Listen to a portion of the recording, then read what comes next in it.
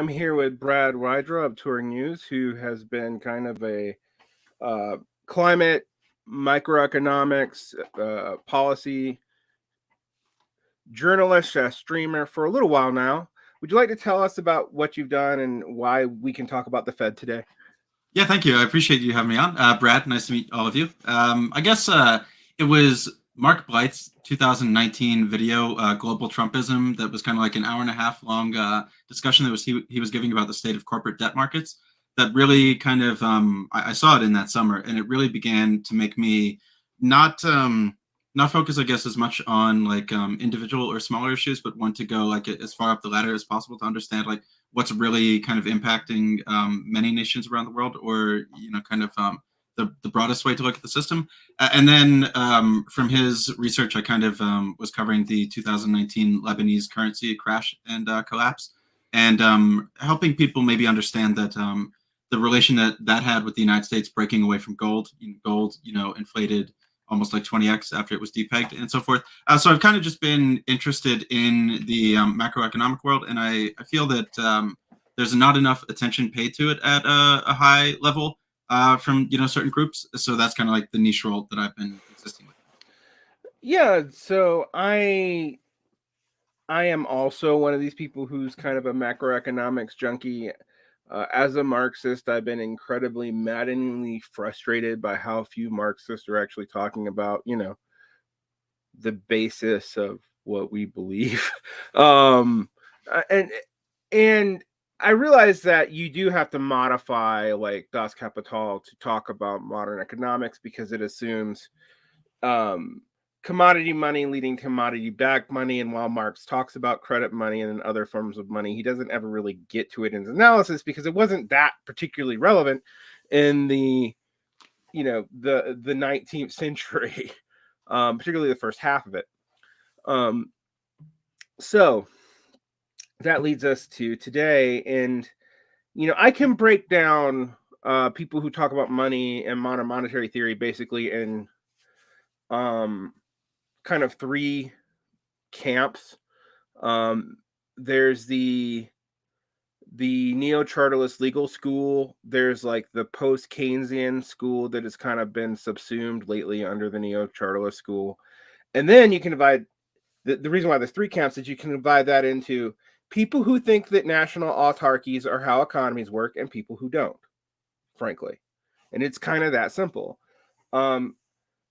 I have adopted a kind of compromised view between power theory of value and classical labor theory of value, meaning that I do think that the country that has the most guns and can do the most production does have an advantage in having its currency be the reserve currency, and whatever the reserve currency is has a disproportionate role in the market, but that power has to actually produce things and also have guns. Like when I say guns, that's a proxy for, global imperial hegemon, which is why the UK could do this policy, why the US can do it now, why we are watching Europe's ability to do it shrink. And we have to also admit that like Europe has on by its own constitution limited itself in its currency sovereignty because of that 3% inflation thing that's constitutionally in the EU, and thus their central bank has a much stricter operating parameter. But one of the things about the current crisis that people have kind of missed, and I've been really kind of trying to emphasize, is that what the Federal Reserve does not just affect the United States. It's setting policy for places like Indonesia and pretty much anyone downstream of U.S. currency, and attempts to create other currency unions, such as like a BRICS Swan, etc., have largely been offset because those countries do not control the sea lanes frankly, and whatnot, to have an alternative trade network. So they can't really do it in the same way the US can. There are countervailing forces, right? OPEC's a countervailing force. There's a lot of countervailing forces here. But if you don't understand that, it's very hard to understand what's happening to certain countries. So you can hear some bullshit like neoclassical economists claiming that MMT is what destroyed Sri Lanka. And then I'm going like, well, Sri Lanka can't even do MMT. They couldn't if they wanted to, right? So that brings us to today, though. You and I were talking off air about how I have been thinking that the Fed has been gearing up to shrink the economy to, quote, fight inflation. I have not been able to grok, however, how much of the economic value they were willing to destroy to do that. Because you have more people out of the, I think we have, you have more people out of work and more people, frankly, just dead than people have really thought about in this last 3 years. We lost, what, 1 million people in the US alone? How many millions globally? We also have the fact that all the major economies, including the Asian ones, are hitting major age crises, and people are leaving work anyway. We knew that was going to happen, and COVID accelerated that process dramatically, but it was already happening. So when they talk about weakening labor power by hurting the market, they're literally, to do that, if you actually think about what the macroeconomic applications of what Jerome Powell is saying, he's saying we must shrink the global economy, right? Because we need to have like 5% unemployment, where the only way to do that when they're in this place is to literally shrink the economy. But you're like, well, how far are they willing to go to do that? Because we've lost, what is it? We've lost 6 million job positions.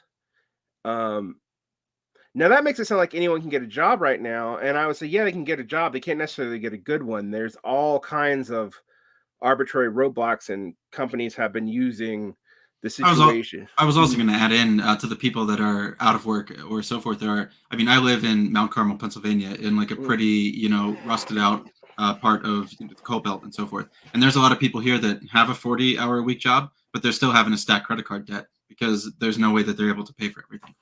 So those people also have to be, I would say, counted in some kind of capacity in the ones that we're discussing. Right. No, we definitely need to. One of the things that I actually had an argument with someone at my job recently because they were talking about how much money had been thrown at people, even unnecessarily with the COVID funds. And I was like, yeah, but I want you to look at how much private debt has shot up as soon as that stuff dried up. So, so it's not that people weren't working. It's that was literally keeping some liquidity in the markets. You guys don't have a problem with the bank bailouts of 2007 because you were told that it would keep capitalism afloat. What you and I both noted, I think we both posted about it in the last 48 hours, is the Federal Reserve basically saying it's going to start doing, it's offering banks to ask if they want them to start buying back government bonds. And we have something we haven't seen since the 1970s, which is a bear market in government debt. Right. That indicates that they are trying to save the balance books of most of the banks and thus also most of the investors. So we now see that they're willing to hurt the economy pretty hard, but selectively bail it out. And I think this is going to be even more selective than what we saw from 2007 to 2010. Is that where you're at? Yeah, I mean, I don't have a 401k, but I do just have an understanding of, 1 year ago, the United States 10-year Treasury, I think, was at like 1.6%. Today it's at 4%. And with the United States and a lot of our pension funds or a lot of our 401ks, same as in the United Kingdom, kind of same as around the world, I think they're encouraged to have about like 30% of their portfolio in bonds, and that's supposed to be, the safe, risk-free portion of their portfolio and investments. However, now that those rates have completely gone the opposite way, everything on those books, in addition to their equities positions, are more or less 50 cents on the dollar. So, the Bank of England is stepping into their markets to try to save their pension funds. This is, I mean, first and foremost, trying to save the commercial banking sector and saying like, well, I'll take your 2021 US 10-year Treasury at 1.7, but I'll give you full mark-to-market value. Whereas if they had to try to go liquidate it on an open market, they might get, 50 cents on the dollar. So I mean, I've actually seen them kind of saying like this is a new tool of intervention into markets for them in order to like try to stabilize one piece of it. And I imagine we're going to get more complex into like how it is and so forth. But yeah, this is one of their like Hail Mary tosses to save part of commercial banking balance sheets.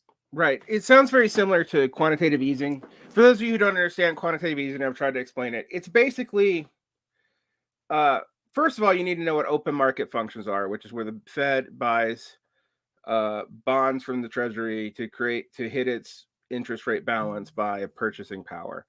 QE does that, but expands it to buying bonds from all kinds of stuff. The justification for that was to add liquidity in the market. It's actually very hard to prove that it did that, and Federal Reserve bankers argue with themselves about if that's what it did. But one thing it clearly did seem to do, even if it wasn't adding liquidity to the market, was selectively getting rid of what would naturally have been poisonous assets. Yeah. So, like, that's why we saw 20 years of venture capital tech which seem to be able to have almost infinite amount of venture capital investment, no matter how fucking ridiculously unprofitable it was. And most of the tech sector that we see that dominates the US economy today, at least in terms of what you read in the news, it actually doesn't really dominate the US economy. That's another story, but seems to dominate the US economy today. All its profitability, that's all this social media, all this stuff, was always marginal, and it only existed in QE conditions. All right. No one tried to monetize this stuff before that because it would have automatically failed. Now, I have a lot of MMTers who push back on me who say that QE didn't have this effect. Well, then I was like, then why does it matter that we're ending it? If it was just open market operations, then why did the market basically go batshit the moment they said they were stopping QE, even more than raising interest rates? And I want people to understand that the interest rate story is important, but why do people care so much is because it's not just that they ended interest rates, they ended this entire QE program, and the QE program was stepped up by both the Trump and Bush administrations and in Europe and in Asia all at once during COVID to basically make sure that stocks didn't plummet during what should have been a disastrous economic downturn. Yeah, the market stopped. It was like March 14th, 15th, or 16th. I'm not sure. Sometime in 2020. It was the day that the Federal Reserve announced that they were going to buy $1 trillion in U.S. Treasuries. And we were talking a little bit off screen also. I guess the biggest role that I try to fulfill with like my news coverage or so forth is that when it's the U.S. market that's going through that problem, it means that finance has already gone through every other country's market up to that point. Like the U.S. Treasury note is supposed to be more or less considered good as gold in collateral, in hypothecation, in repo markets. It's one of the most pristine pieces of collateral. So when the margin call event was happening in 2020 and everything was selling down when the Dow went from like 27 to 18 in a short period of time frame, the last thing that hedge funds or investment firms or sovereign banks and the international level or anybody sells is the U.S. Treasury. So whenever problems arise in this market or with this type of funding mechanism or so forth, I really try to like emphasize how much that means, that there is massive contagion everywhere else. So when they went in to go and backstop with the trillion, like that was, I mean, it was done. Like you couldn't price anything. There was no bid. Everybody was trying to sell everything all at once in order to cover their margin calls, and that's what I mean. I'm kind of one of the people that thinks we're going to deflation margin call, leverage events. Yeah, I'll give it back to you there because I think that was useful to add in. Yeah, so let's talk about what could cause deflation margin call. I mean, one of the things that we did see in, say, the Bank of Japan, for example, which is now having kind of its own crisis. For me, the warning signs for the United States was when Liz Truss's program went tits up within 24 hours in the UK, and you have the banking saving the private pension system, so you don't have a Lehman Brothers situations with fucking government programs. Right.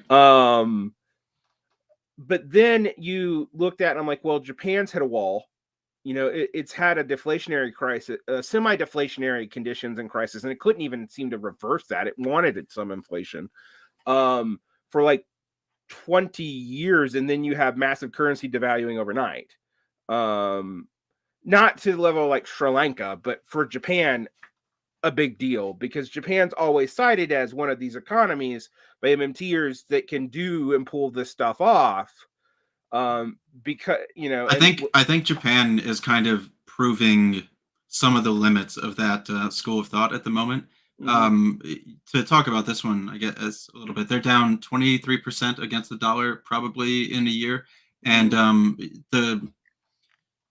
the problem that Japan finds itself in is they've engaged in quantitative easing for 25 years in order to keep Japanese government debt at a manageable and sustainable level. They have one of the highest debt to GDP ratios of the developed nations. So if they allowed their government debt to go from 0.5% to 2 or so on and so forth, they're going to get into a problem of it's going to become more and more difficult to service the debt. They may be downgraded by either FX traders or S&P, Standard & Poor's, and so forth. So they kind of came into, and what they're doing right now is, I think they have about $1.5 trillion of U.S. treasuries and equivalents on their central bank balance sheet. So they're either printing yen at the moment right now to continue buying Japanese government debt, and the continued printing of the yen is being seen by FX traders. The yen is being shorted and it's sliding against the dollar. Or they stop printing the yen, they stop putting a bid in for the Japanese government bonds, and those bond yields are going to rise. That's going to destroy their pension funds because everybody has the lower yielding bonds, and it's also going to make the government debt more difficult to sustain. So the past, I think it's been like 2 or 3 weeks, they've been selling off and liquidating part of their central bank portfolio in order to raise dollars without the printing press mechanism, in order to both continue buying the Japanese government bonds and stabilize a crashing yen. But if you look at any of the data, I mean, it went through the 143, 145, 148 mark, and it's kind of continuing to worsen. So either the Japanese government continues to sell off their actual like hard assets on their central bank balance sheet to try to stave off the current moment of the currency slide, or they don't. However, if they do, which I think they're going to, I think they're going to have to try to save it. Maybe they regain 10% of that, but now 6 months from now, when it happens again, now they've got 1/3 less ammunition in order to try to stabilize and stave off. What is that environment? So you were talking about the UK market was one of the warning signs. Like there have been, you've been studying finance, collateral, and all of this for a long time.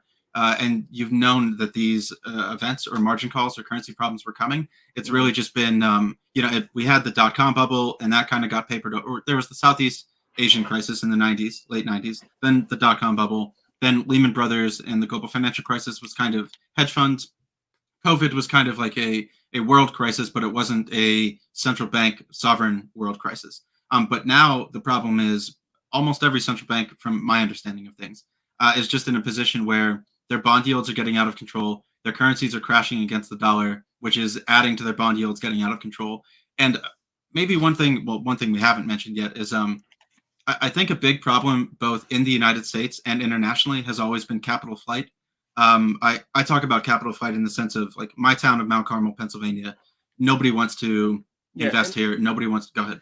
Internal capital flight. We're not just talking about between nations. Like, why has the Rust Belt, the Sun Belt, the Coal Belt all collapsed over the past 40 years? We blame deindustrialization, but then you're like, yeah, but no one has reinvested anything in those areas either, which is part of why they become more and more reactionary.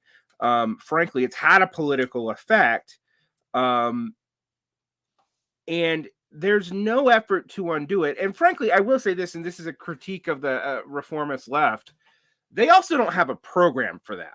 They also have not thought about what it would actually mean to reinvest in exurban and rural areas, to go in and save like brown belt cities. I mean, like, you want to talk about, everyone talks about LA, Chicago, and idiotically New York, because New York doesn't have a high crime rate, as crime rate centers. But if you actually look at the national stats, it's not red or blue that determines whether or not you have a high crime rate. It's whether or not you're a hollowed out industrial mid-sized city. So Jackson, Mississippi has a similar murder rate to Honduras. Like, yeah, a good analogy I give to people with this one is if you think about what your mall used to look like, you had these couple anchor stores that were like the main businesses that promoted a bunch of foot traffic. And then once one of those goes, once one industrial plant in your town goes, then maybe you're down to 2 grocery stores from 3. And so it's kind of, you can see all of this capital flight happening, as you're saying, at the town level. I mean, it can happen. Like, I lived in northern Philadelphia, in like the edge of Brewery Town and Strawberry Mansion, and you could see it inside of Philadelphia in different districts. Where there would be just nobody trying to do anything in helpful of the community. So this is now also taking place at the international level, where nobody's going in to help Pakistan after their flooding. Nobody is trying to help Indonesia real with lack of tourism or different climate problems they're having. Sri Lanka's in a. I mean, people are arguably trying. IMF is arguably trying to help there, but it's also set up a bidding war between India and China on who can forgive the most debt the most or not forgive the most debt for most before the IMF will even allow its own structural adjustments to be in place. So it's not really helping there either. It's kind of set up a situation where the IMF has set up a situation where, like, we've restructured everything. We just got to wait for China and India to do their stuff, and good luck. And I don't think, like, I've been pushing to people to try to understand, like, the Belt and Road Initiative, for example, was the Keynesian. It's kind of the I talk about Keynesian internationalism of the Marshall Plan and what that was actually aimed to do. Like, it was somewhat beneficial to Europe, but it also was about reintegrating and solidifying up the supply chains that had been destroyed in World War II, World War I, World II from the French and British empires. Well, what the Belt and Road Initiative was basically the Marshall Plan on crack. That's the way I like to phrase it. And China was trying to do it without playing the role of the IMF. So what I mean by that is they were trying to make sure, even though they were doing a lot of this negotiation in secret, which did not help, but they were trying to make sure that they had good enough deals with the sovereign country, so they didn't have to play an IMF role. Mm-hmm. Well, now they're going to have to, and that has given the economic turndown in China from zero COVID, and also from the fact they're affected by everything else going on, including these currency factors. And while China's planning seemed to have indicated that it wanted to eventually be a reserve country, it did not think it was ready to hand over its currency sovereignty internally to the international markets, which you kind of have to do to be a reserve currency. And so while there's, like, in the reserve basket, we see the yuan growing, it's not replacing the dollar. It's actually replacing the euro. So what does all that mean? I mean, it means that we've seen this burn through countries. Now, I think one of the things that we have to look at, while this has been missed in Europe, is we've had the ability to blame a lot of what's happening in Europe on the Ukraine-Russia war. And while that definitely made things worse and accelerated things, some of this would have happened anyway. It just would have happened slower. Well, yeah, the Turkish lira and the Turkish crisis took place well before. When I was paying attention to the news in November, I kind of assumed that Russia was up to something when they, I think they put a ban on ammonium nitrate exports or phosphorus. I forget which of the two that it was. And then China followed with phosphorus or ammonium nitrate. So, like, a lot of their moves were predicted by, trying to choke things off. But the Turkey problem was just not even in any capacity related to Russia. So, there's a lot of people. I live in 87% red town. There's a lot of people that try to tell me that the economy in 2019 was the greatest, biggest, strongest thing that had ever existed. But if you actually, return to September and October of 2019, global liquidity had dried up. Repo markets were kind of crashing, and the system was seizing up as it was. So I completely agree with your point that while any problem at the moment right now, any large hurricane, any flood that impacts an agricultural region, any war, any choking off of oil flows or wheat exports or so forth, while anything is going to exacerbate and speed up the pace of change, all of this was going to happen regardless of these added accelerants. Right. I think that the run real accelerant is, and this is something that you also cover, so I feel comfortable bringing up with you, is energy policy. Their green energy policies were they looked good on paper, but they actually didn't develop that much, and were mostly based off of outsourcing their energy production to Russia. That's, for those of us who think about this in terms of climate justice, which I actually kind of don't, but that's just offsourcing who's doing the problem, so you can buy from the bigger carbon producer while you're saying you're developing green energy, but not really doing so. This has really fucked things for Europe. And I honestly think between the currency crisis, the way this is tending, the way counter-systemic pressure in the EU looks to be mostly right-wing, not left-wing. I'm not sure the EU survives this decade. I've said this before. I've said it many times before, because you can't. It's not wise to give up your currency. It just it's going to lead to you can look at the Greek debt crisis of 2013. You can look at the problems that Italy and Portugal is having at the moment right now. The only real nation that has benefited from the euro has been Germany. If all of the countries in Europe. I say in the UK benefited from it for a while, not because they used the euro, but because they didn't use the euro, right? Because they're able to leverage the difference between the pound and the euro as a way to hide the fact that they haven't been productive in forever, and all their workforce was basically outside labor that was able to use the difference in parity between euro values and pound values to send money back home. That's all over now, and Germany was the opposite way. If there were German marks and Greek drachmae, the Greek drachmae would, based on their economies at the moment, would continue to slide against the German mark, and the Greeks wouldn't be able to afford German manufacturing exports. So, I agree with you that, I don't understand how many more tricks they can continue to do to keep all of it together. Now, I've heard people say, in the 2000s, the euro was done. And then, they said it in the 2010s that it was done. And now they're kind of saying it now once again. But, I don't understand how they can maintain that together as well. Yeah, but politically, it just seems unviable.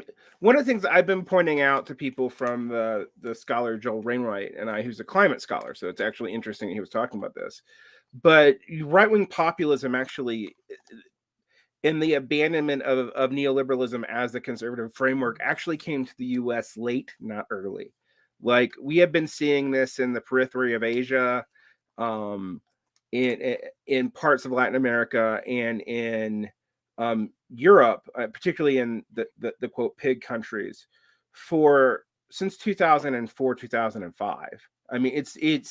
It's a long process there. What is surprising about Meloni in Italy, for example, Meloni, yeah.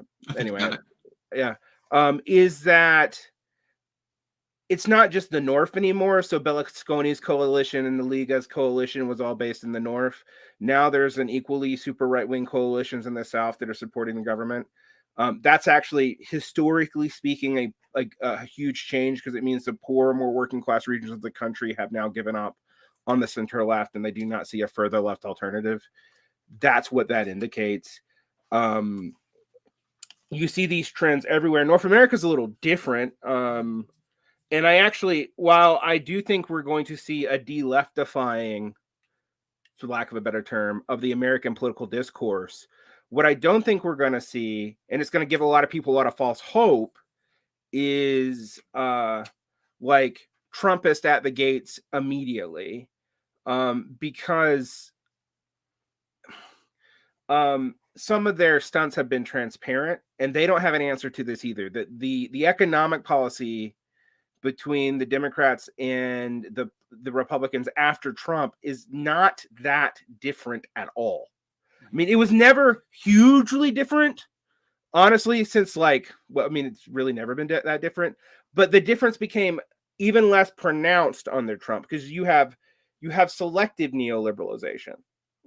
Neoliberalism is used in certain fields and not others. It's no longer a blanket policy that the GOP uses across the board.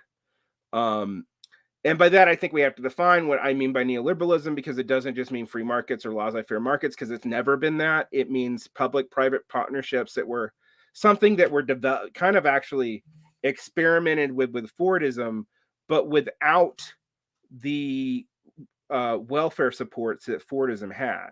So instead of getting rid of the public-private partnerships, what the government did during the neoliberal period after the 1970s, and this is like where I consider the entirety of the last 50 years one long crisis.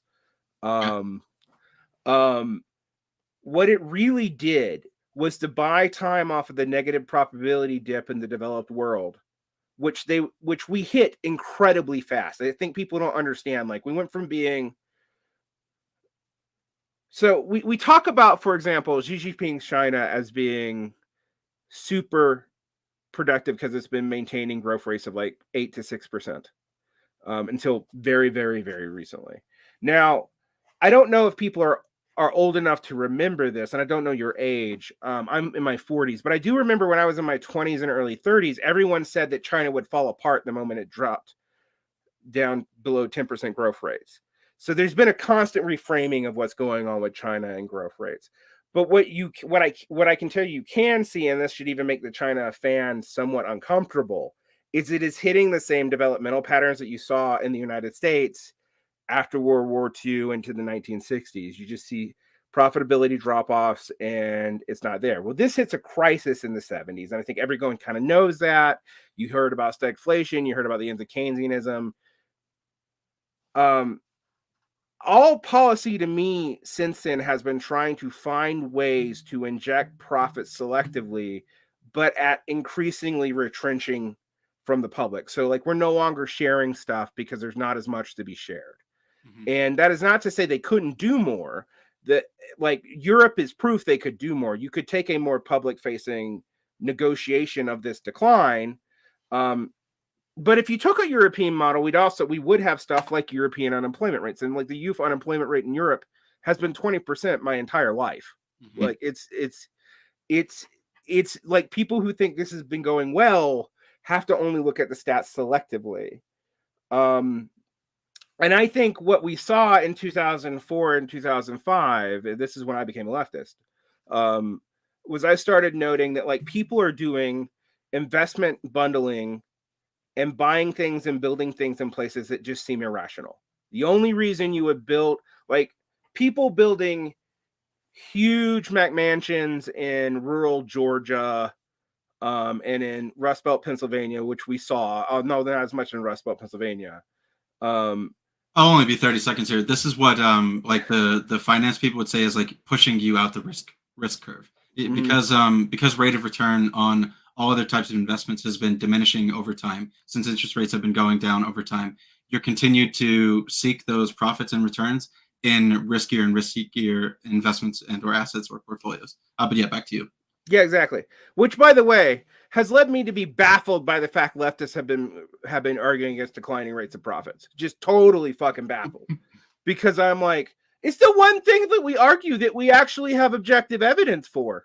Right. Like yeah, I mean, price to earnings ratios have risen to levels that they haven't been at before. Corporate profitability is down in places that it's never been at before. So yeah, I don't understand why they would do that. Yeah. And I mean, that's been, again, true since the 70s. In the 70s, we had in the core capital for about 3 years when the oil crisis hit, you had negative profitability, right? Like, the balance books were negative. Financialization plus the stabilization of the oil markets did hold that off. But this is one of the things that fascinates me about people repeating the Fed. Like, if you actually look at the objective data of the Fed, even for the Volcker shock, it's hard to tell if the Volcker shock did anything for inflation. Like, there are decent arguments to be made that if it did, it took a long time for it to be the best argument you can make is if it did, it took many, many, many, many years to do anything. Now, I realize that's also, like, people think about economics too quickly. So, like, you know, we talk about 2007 and the dot-com bust, and then the mini recessions of the early 90s and 80s. And yeah, in the course of our lifetime, that's nothing. In the course of, like, economic time, even in capitalism, which is a very kind of, on the world scale, relatively new economic system, it's still not that much time. You know, we're talking a generation and a half, 2 generations since the 70s. But we speak about this economic stuff from the 90s and the aughts as if it's ancient news. Partly, I think, because of the news cycle, but I think it's really distracting for you to see that we never recovered from 2007. And the recovery we did have was from 2 places, one QE and the other is China. That's not going to happen this time. I don't know what, like, the reason why they're experimenting with these with government debt buybacks is because they know that QE won't do anything. It would actually also, cut against their other policies, I think. Right? Yeah, I guess I'm allowed to speak freely here since you invited me on your show. You're totally allowed to speak freely. Yeah, I'm very concerned about there's no further room to like kick this debt can down the road. Like the other problems were with hedge funds or with commercial banks or so forth, but now the problem seems to be popping up literally in every nation during one of the worst crop harvest years, during a time where fertilizer costs were up 3. So actually, something cool that I did last year is I took a 4.5-month road trip around the United States. It was like 9,000 miles. I went to 20 or 30 different farms. I worked on an organic farm in Colorado for about 2.5 months, and I'm trying to start my own farm at some point. So I kind of came to the left through ecology, environmentalism, and so forth. But this does give me an insight into the water aquifers, in Kansas, in the Midwest, are very bad. We all know the water situation in California. We know the water situation in Florida. So we're coming into a decade where climate problems are coming hugely to the forefront, something that you alluded to. Governments spoke a great game about renewable energies, green technology, and so forth, but they didn't really do anything about it. They didn't build out the systems. They didn't build out the energy grids. They didn't build out the storage or so forth. So we've got energy shocks, we've got war shocks, we've got COVID shocks, you've got flood and drought shocks. Then you've got currency problems, and central banks don't have ways that they can alleviate the issue, even at the United Kingdom level, or even almost at the United States level. So I do have great concern that like the IMF can't just roll these debts over. They've run out of ways to save a Sri Lanka or to save a Lebanon or to save an Indonesia. And I've been screaming about this stuff for 3 years to just be like, it's we have to act now due to like, it's always been a severe situation. It's always been an intense situation. But these compounding problems are not relenting, and they're continuing to grow against one another. Oh yeah, just today I'm reading how the Mississippi's getting too low in many areas for them to run their cargo through it. Well, the Rhine was it the Rhine in Germany? They weren't able to do certain transports on, and additionally, France was having a problem that some of their rivers had heated up so much from the summertime that they were unable to run their nuclear facilities because you have to dump back in, like the water that was heated to use for the cooling stacks or so forth. So like you're seeing all of these like stresses and dislocations everywhere, yet we kind of still like bury our head in the sand. No, what's interesting is to me, yes, there's a geopolitics of this. And that is important, and we can talk about that all day. But I lived in North Africa for many years. Well, not many, 2. And I was outside of the United States for almost a decade. For most of the Obama administration and the very beginning of the Trump administration, I was not here. I say that because I started seeing stresses all over the world.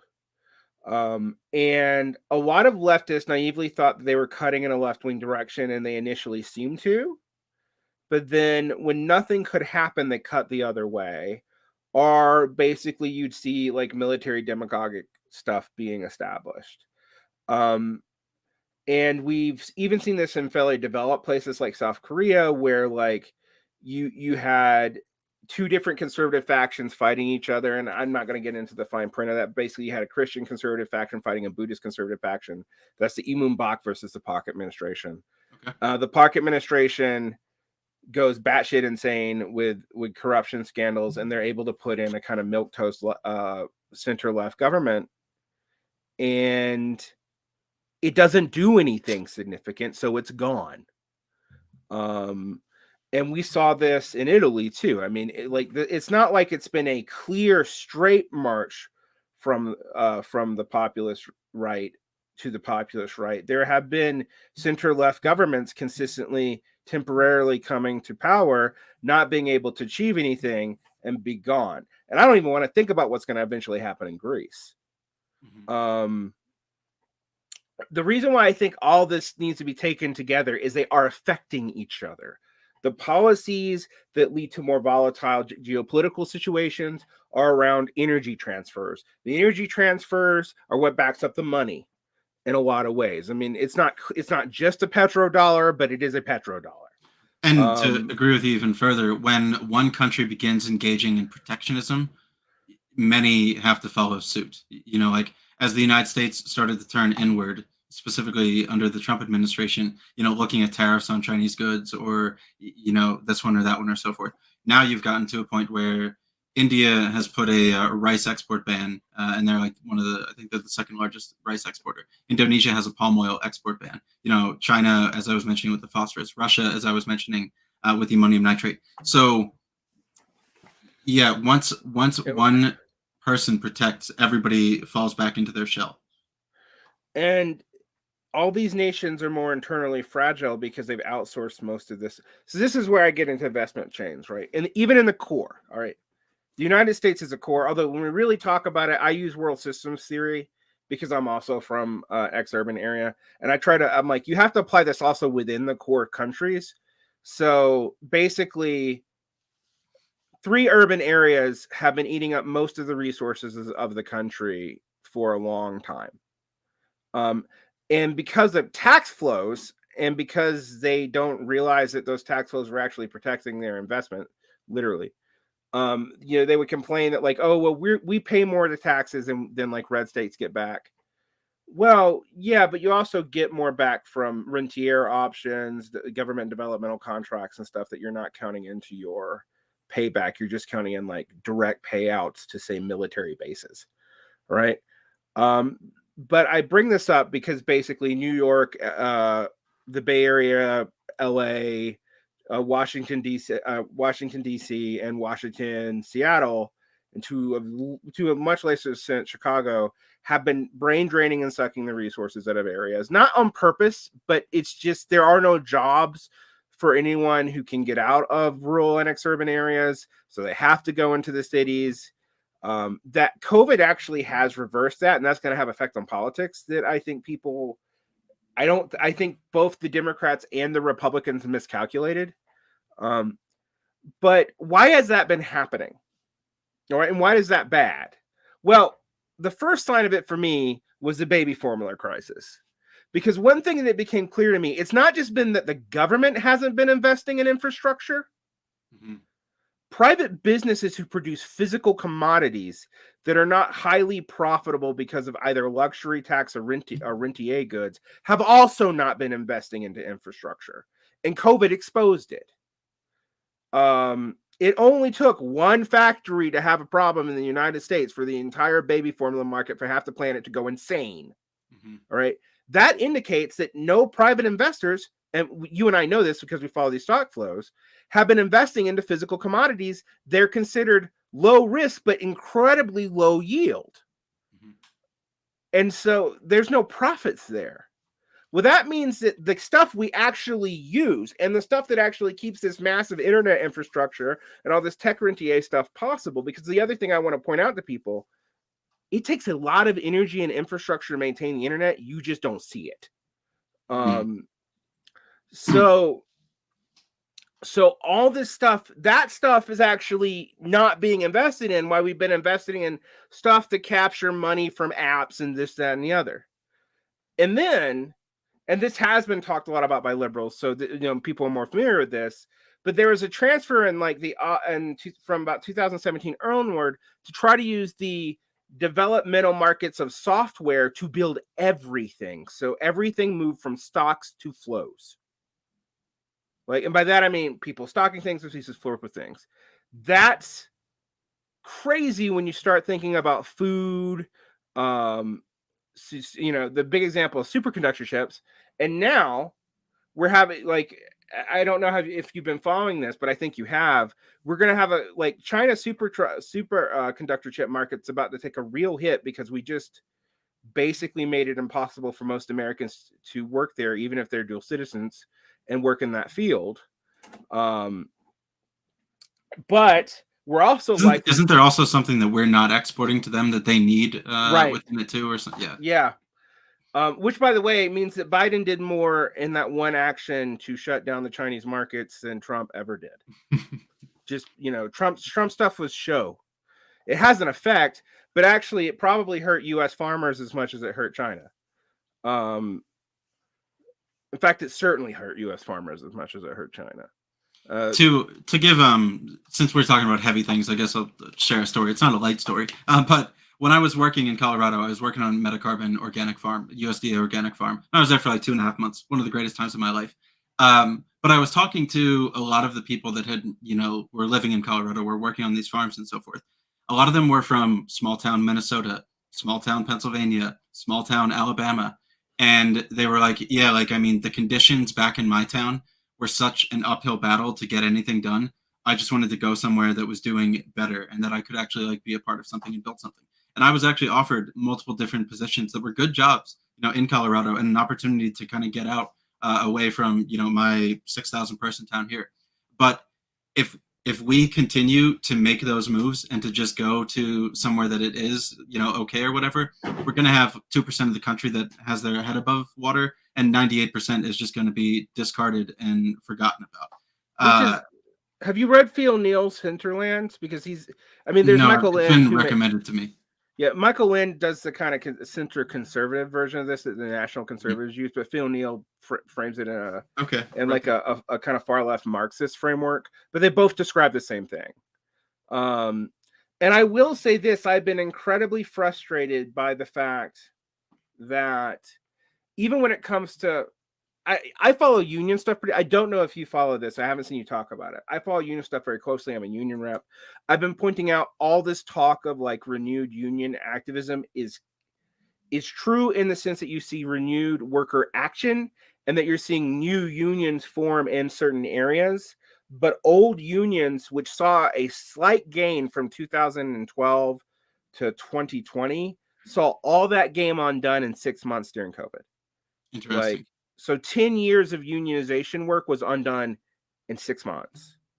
And part of what like Striketober of 2001, all that was a return to normal strike levels before COVID. That was it. So there seems to be an illusion of a highly militant labor force that has organizational representation. I think we are seeing a militant labor force because people are being pushed to their brink, and now we have the feds trying to push it more. I mean, because one of the things that we need to talk about is like, while we have a job shortage, quote unquote, what has actually happened is productivity's gone down dramatically. But if you actually look at what an individual worker's doing, they're now doing one of the reasons why productivity is going down. It's not just because people are working from home. They're now doing 3 jobs where they used to do 1. All right. Because they're, instead of hiring people, they're just stacking it on because they're saying there's no one to hire. And they might be right about that. I mean, that's one thing that is unclear to me. Although we are seeing unemployment tick up just a little bit. Now, if the Fed's goal really is to hit an unemployment rate of 5% at current worker rates and populations, I think they have to completely fucking destroy the economy. And I don't mean ours. I mean the entire planet. Like, it's... Well, yeah, so I guess because you're talking... One of the ways that you would be describing that would be like the debt deflation spiral. You lay workers off. Workers have less money to purchase goods and services. With less goods and services being purchased, then companies are going to produce less or lay more people off, and it kind of it begets the spiral. And that was why I was, we were talking a little bit earlier about why do I see like a big margin call or one of these big events or so forth. it's just beginning to feel to me that there's cracks showing up at the Swiss National Bank. There's cracks with Credit Suisse. There's like the I would Janet say Yellen. they're bigger than cracks. They look like Well, fair. gaping holes at this point. You've But got yeah, you've got Yellen like jawboning, about this and about that and so forth. You've got jittery markets that 2 days ago were down 800 points and then up 600 points and then back to like finish off at two. Like, so it feels to me that the powers that be are getting like the last profits that they can before another leg down. But if the Bank of England can't stabilize their bond market, if Japan continues to have these kind of issues, if the Chinese continues to have real estate issues and or currency slides or so forth, there's too many. I have an article queued up that I haven't read at the moment, but somebody said like there is no such thing as a black swan anymore because like all of the events that are happening are black swan events. Like I call it the revengeness on Talib. Like, okay, can you explain that to me if you don't mind? Well, he's the guy who wrote the book on black swans in 2020. Okay. In 2008, and he's a little bit of a genius and a little bit of a grifter. I mean, as many financial analysts who are on the outside of the box are, and he's not a leftist at all, but he's been predicting that like in a bunch of fields that the likelihood of more and more unforeseen events were going to increase based off his predictions of looking at tales of prosperity in the past. And he was arguing largely against people like Steven Pinker, the Better Angels of Our Neighbor guy, that we were going to see a steady progression through the, from the 20th century into the 21st, like the 90s was going to reign forever. When you model that with climate change, which is something he does take seriously, unlike a lot of these other people, and then he talks about all kinds of other fragilities from neoliberalization and the fact that basically market analysts are basically paid to, like, he thinks they're basically paid to be ignorant, because if you actually follow what's going on, you actually can't make predictions because you're going to be lying. So that there is like, there are increasing black swan events. So any projections into the future that are based off of conditions as of like 2009 going on forever, you should just throw out. Right. And I feel like he's been vindicated on that. Like, although what I would say kind of contrapposed to that if you look at what ecologists have been saying, and the knock-on effects some of them have been predicting, and they've actually kind of been conservative on what they think the knock-on effects are, and people don't realize that all this shit was predicted somewhere. It just wasn't predicted by financial people and political people because they didn't want to deal with the implications of it. Yeah, because the way that we've fertilized our soil in the United States, you either put fertilizer on it again or it doesn't work. Like, we've done like so much salt, because it's kind of like salting of the earth in one kind of sense, if you want to look at it that way. So the green nitrogen revolution has had a pretty big fucking payback. Like, yes. Like, yeah. So I got concerned about food supplies, food productions, and so forth. And there, as you were saying, the ecologists or the environmentalists who have been, predicting this is going to tip over into that system, maybe they didn't exactly say how it would affect economies, but I think they're being proven right at the dislocations that it's causing. Yeah, I not only agree with you, but I'm profoundly worried about it, because I also see what I see right now as like on geopolitical trends that should freak people out. That the mature Asian economies, and mature is code word for has money, so that's China, and then the Asian tigers, Europe and North America, at least the white part of it, have demographic bombs. Now, from the perspective of the ecological future of the planet, this is not actually a bad thing that we have lower population rates. I know people don't like when I say that, because they're like, oh, you're a degrophist and Malthus. I'm like, no, like, you do actually have to admit that there are limited resources. I'm not a Malthusian. I don't think we have to have a mass die-off. I actually think human population rates kind of regulate themselves. However, that part of that regulation is that there's high birth rates along the global equatorial world. If you don't want huge amounts of brown people dying at borders and in the Mediterranean Ocean, and you want to deal with the fact that there's not enough people to maintain the economic development of, say, Europe and the United States by their own birth rates, immigration is kind of the answer, but it's politically destabilizing. So there's no incentive for any political side, including the electoral left, to really do it, except occasionally to drop very specific labor costs, like in agriculture or whatever, where like profits have not existed since the 1920s. To give a weird part about how you're correct with the demographics thing, since we're rather talking about like financial markets today, there's some people who talk about like the demographic bomb kind of like destroying equities markets and or so forth. And what it loosely goes along with saying is as the baby boomers are retiring at faster rates than they ever have before, as they begin liquidating part of their 401k portfolios, equity portfolios, in order to maintain their standard of living at their later point in life, due to the fact that the birth rate in Europe, China, United States isn't all that high, and millennials don't have any money, and Gen Z doesn't have any money, we're kind of having all of this sell pressure taking place where everybody is trying to cash out, their portfolio at the same exact time, but we don't have any money to buy it up. So like this would be another one of the things that I see kind of being a big like deleveraging or margin call potential, because like in the United Kingdom, as people were trying to cash out their pensions, I think they were hit with like, oh, well, that's fine, but it's going to take 3 to 6 months. Like you can't just, liquidate at the moment. Or there have been some weird happenings with PayPal. I don't know how like down conspiracy, rabbit holes you want to go and so forth, but some strange stuff has been happening with them on saying like, okay, it's going to take us like a little bit of time to get this out or to get that out.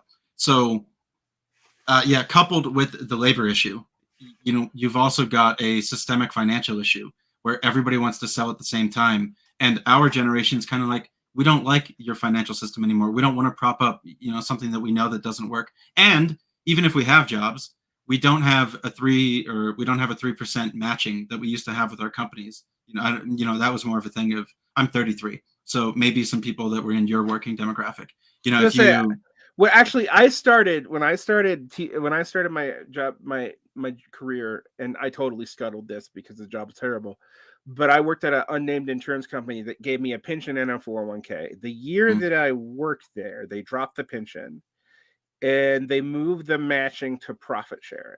So instead of a 3% match, you get profit sharing. Now they're a rentier company. Their profits aren't bad, honestly, but because that's how insurance works. And when I say rentiers, people, I mean they don't produce anything physical. So the only way they can get you is rents and intellectual property. That is actually an important distinction when we're talking about profit rates. But there's almost no one after that who gets that. Similarly, Utah has a generous pension because basically they make sure that the teachers don't mostly get it, because most teachers quit after 3 years, and they strategically had it where you get a nice fully vested pension.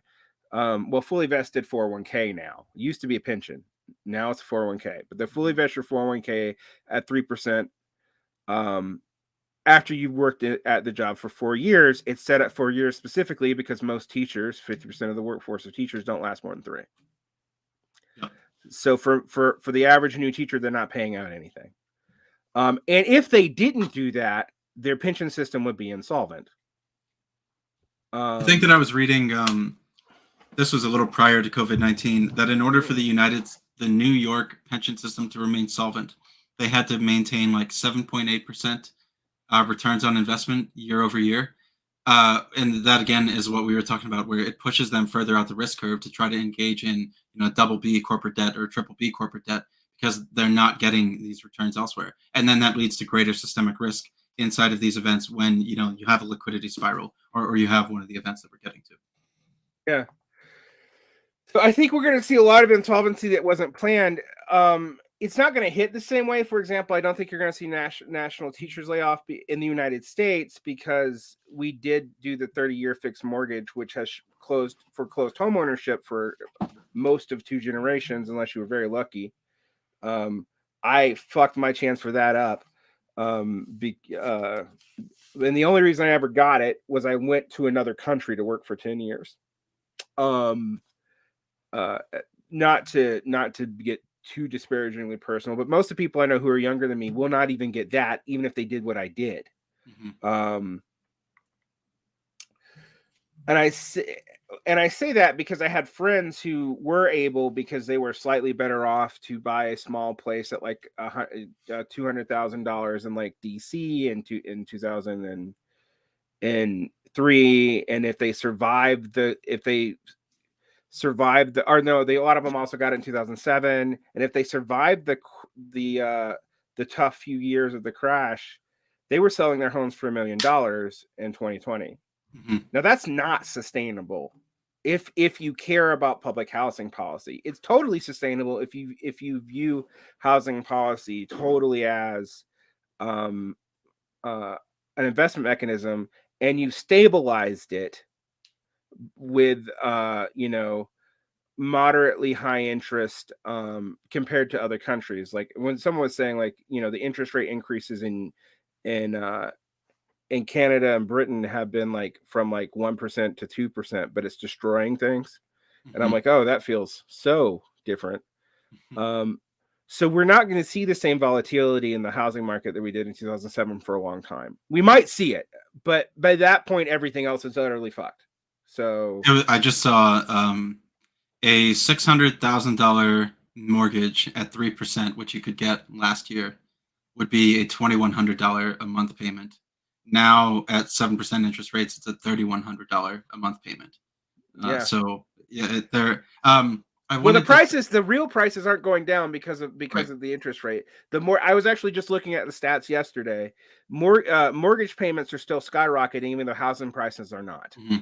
So I often say one of my biggest fears, but I'll say it again, I guess, is one of my fears of the next 6 to 12 months is actually that international and institutional investors continue to look at the EU market, the Asian markets, other emerging markets, Latin America, so forth, and say, I don't want anything to do with that. And I actually kind of have a strange feeling that US markets are going to be really the only one that maintains any value and or could even exhibit a little bit of growth, because I kind of feel that people are just going to sell anything Turkish, anything Pakistani, anything Indian, anything Egyptian, and then they're going to be like, well, I can't just sit on my nation's currency. That's falling against CPI. That's falling against the dollar. That's falling against everything. So I think it's a big concern that similar to how Chicago sold off their parking meters to the Saudi sovereign wealth fund or Abu Dhabi sovereign wealth fund, similar to how Pennsylvania was talking about, are we ever going to sell our turnpike off or so forth.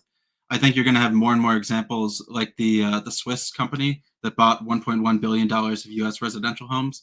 And I think we're going to go into a phase where so much of our export balance sheet that we sent out dollars, I think they're about to begin coming back home, and they've been coming back home because most institutional and international money thinks the United States is the safest place to park their assets over the long period of time. And I have a big concern that this is actually what keeps housing prices elevated and actually keeps equities elevated. Oh, I totally agree with that, which means we can continue disastrous policies for a lot longer.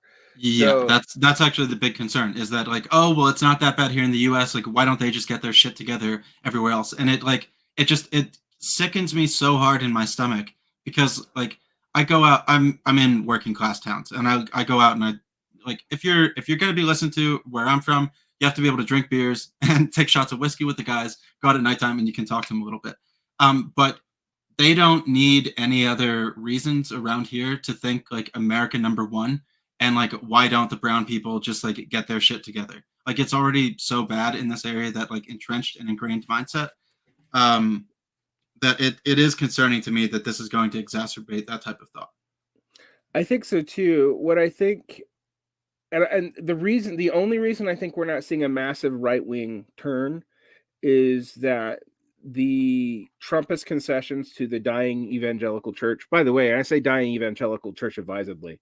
It was growing until about 2005. It has been shrinking massively since then. Has been to tie it to culture war policies that the population has not liked since the 1970s. And that is staving off a massive identification with the GOP.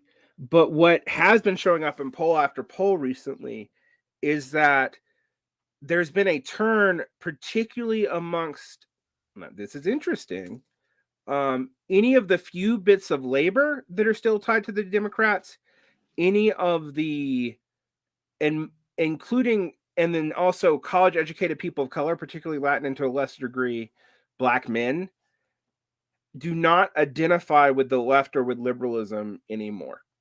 Mm-hmm. So if we thought the trend about like centrist conservative Democrats was a problem in the 90s and aughts and during the Obama administration, that's actually likely to be accelerated. And the right is going to move to the furthest right we have ever seen in the United States since probably before the 1920s. Like, we're looking at a return of something like a know-nothing right. So you're looking at like gilded age, long depression right wing. Mm-hmm. And we have not seen that at a mass scale. You've seen it regionally, all right? Like, it's happened in the South. You see it occasionally pop up in the Rust Belt. You're in PA, Idaho. I remember. So interestingly, I'm from Georgia. I'm from Macon. I'm from a mill town that collapsed. I am an example of what you're talking about. I didn't just get out by leaving to go to New York or, SLC where I am now. I left by leaving the goddamn country. Like, it was just like, I'm just done. Get on a plane, go to South Korea. Now that's not as possible now, but it's interesting to see that. All right. I think it's also, we should be noting, and someone's noting in the chat, that like the national conservative movement has really moved away from any like white nationalist talk, and they kind of tried to like have their cake and eat it too on the Trump base because they see those trends too. So I don't know where the response to this is going to come from. And you're exactly right. This is going to make a whole lot of American exceptionalism seem justified because we've heard about American decline. And by the way, American decline is still happening. This isn't going to reverse that. It's just going to make us look good compared to everywhere else, which I've been saying for years, like the United States is a hegemon. Hegemons can go off inertia for much longer than you think, because when things go to shit, they look like a safe bet. Yep. All right. You should even repeat that part. That's like, who wants a Turkish bond at 18% when they have no idea what's going to happen with Erdogan, the lira, or the region? When you can come and park your money in the United States and just call it a day and have it be less risk-free. So yeah, one of my deeper fears is that, yes, the international capital thinks that we are the safe bet. And then that exacerbates us in like another just a decade of pain. And this is, to me, this is important because one of the things I've been talking about, I'm a critic of elements of the Chinese government. I'm not like like, how you meet on the internet people who are like, will just repeat anything the Politburo says. But actually, they will actually repeat things the Politburo doesn't say and defend you and like attack you for saying even the stuff the Chinese government admits. Mm-hmm. But I have been talking about de-escalating, working with China, that in so much that we have a nation state framework that we exist in. And while I do think that is suboptimal, and maybe you don't, but I do think it is, that de-escalation of the tensions between China and the US, considering their markets are so integrated and that both of them are relatively energy independent, although China less so than the U.S. honestly. That was the productive. That those are the people you that have the least incentive to cooperate, but those are the people you needed to cooperate for climate change policy, if nothing else, right? Because then they can kind of work with India, make it less ugly. What I've seen, and I think you would agree with me, our answer to climate change is going to be mild reformism in the core, and then like fuck Africa, fuck a good part of Latin America. We're going to tell them to power down, that they can't develop. We're not even going to try to green develop them. We're just not going to develop them at all. And when, a bunch of people die in Pakistan or Central Asia from flooding, which is, that's the fault of China, not the US, so we don't have to help. And, did the global population drop? I don't know. Maybe it's not a bad thing. You're going to see more of that. All right. And I think you're going to start eventually seeing it explicitly stated like that. Now they're not stating it that directly. All right. They're not saying let the brown hordes die. But yeah, the speed that the Conservative Party went from climate change isn't real to it's something that they're going to have to deal with on their own. Right. It flipped overnight. Like it really, I didn't even notice kind of when it took place. But yeah, I think people are saying we're going to see trading blocks. We are. Here's the thing. I hate to say it, but it was conservative liberals like Peter Zion who were predicting this as early as 2009. And I wish I would have listened to him more. Because basically Zion was arguing that the United States could not afford to maintain all of its global trade network. So you're starting to see it like pulling back on its policing effort. And what people haven't really realized is that while everyone complains about there being a world police system, everybody also kind of depended on it for global trade to be maintained. And that the reason why you couldn't even get I know you'd always see progressives say stuff like, well, if we stop spending a bajillion trillion dollars in the military, we could spend it on domestic policy. And to some degree, some of that is true. Some of that's not true because really we have currency hegemony to the point where we can kind of spend shit on whatever we want to. If you don't believe me, no one even knows what the military costs. Literally, we don't actually know its budget. It doesn't matter what the formal budget is. No one actually knows what they spend.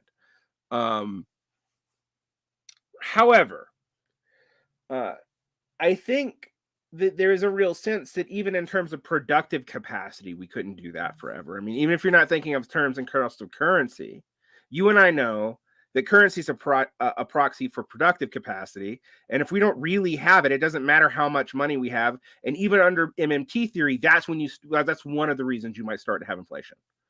And I think we hit that wall. And I think the military, even more than our politicians, has known they were going to have to Hadrian's Wall this motherfucker.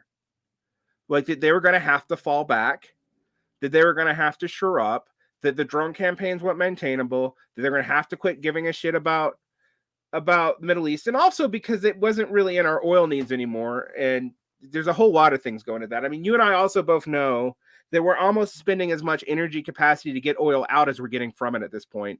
But since it costs so much in energy to redo our infrastructure, it's still a rational payoff structure without, when you don't deal with all the externalities that are destroying the planet. Right.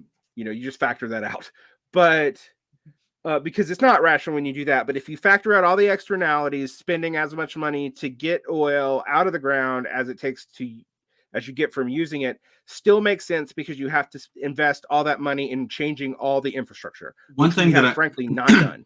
One thing that I didn't know, and maybe you can confirm this when you research it a bit later on, is that we built a lot of our refineries about 30 to 40 years ago, but we built them to refine heavy crude oil.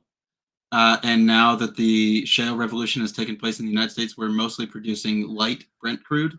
So the reason that we have to continuously export ours and import others is because our production doesn't match what we need to put into our refinery. Exactly. No, that's exactly true. I've been trying to explain that. It's a weird wrinkle to understand that yet what we produce here, we can't really use here. We have to export to have them refine it so they can ship it back to us. And yeah, it's Yeah, and all these people who thought Europe was the future have always confused me, because I'm like, well, outside of Central and Eastern Europe, Europe can't produce its own food. It's never, frankly, never in its history been able to produce its own food.